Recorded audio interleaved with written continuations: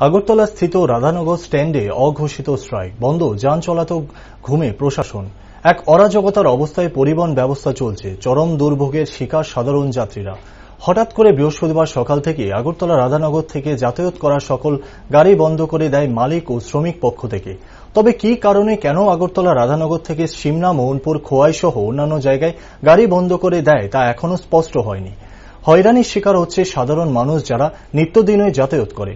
তবে ঘটনা সম্পর্কে জানা গেছে, বহিরাগত বেশ কিছু লোক রাধানগর স্ট্যান্ডে 20 সাল থেকে বহিরাগতদের মর্জি মাফিক নিয়ম চলছে।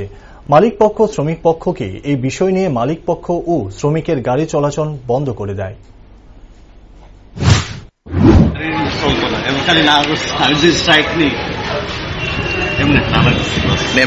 কিছু জিজ্ঞাসা করছেন না? আমি জিজ্ঞাসা যে আজকে গাড়ি স্ট্রাইক,